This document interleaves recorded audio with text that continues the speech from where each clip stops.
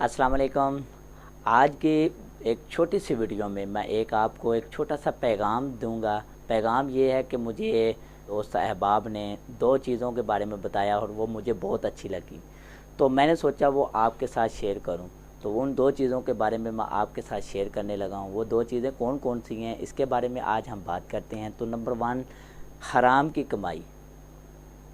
मेरे दोस्त, मेरे बड़े जो अहबाब, मेरे बहुत ही प्यारे मुअज़्ज़ज़ दोस्त, उसने बताया कि सबसे पहली बात है कि हराम की कमाई मत कमाना।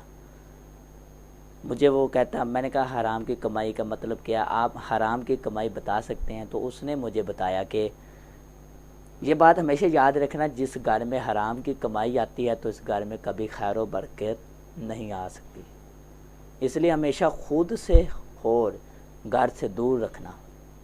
दूसरी बात जो उसने बताई, उसने कहा ना इंसाफ़ी ना करना।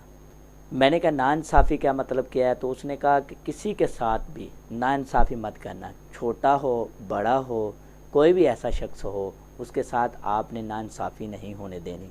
ये हमेशा याद रखना। और कभी भी घर में भी ना इंसाफ़ी कायम मत होने देना, वरना ये तुम्हारे घर को खा जाएगा। तो ये बात मुझे बहुत अच्छी लगी।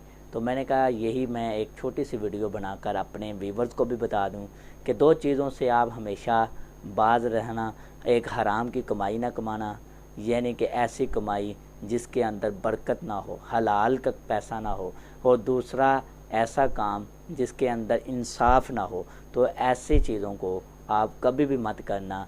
फिर मैं दोबारा अपने व्यूवर्स को बताता चला जाऊं कि नंबर वन पे है हराम की कमाई। ऐसी कमाई जिसके अंदर कोई हलाल का काम ना पाया जाए। दूसरी बात करते हैं कि नाइंसाफ़ी, ऐसा काम जिसमें इंसाफ ना हो, नाइंसाफ़ी शामिल हो। तो ऐसी चीज़ों को हम नाइंसाफ़ी में शामिल करते हैं। और नाइंसाफ़ी कहते हैं ना घर में होने दो, ना किसी बाहर में होने दो।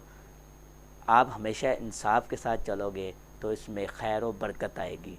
आपके ऊपर भी, आपके घर वालों के ऊपर भी, आपके काम बिल्कुल आसान होंगे। उम्मीद करता हूँ आपको ये वीडियो अच्छी लगी होगी।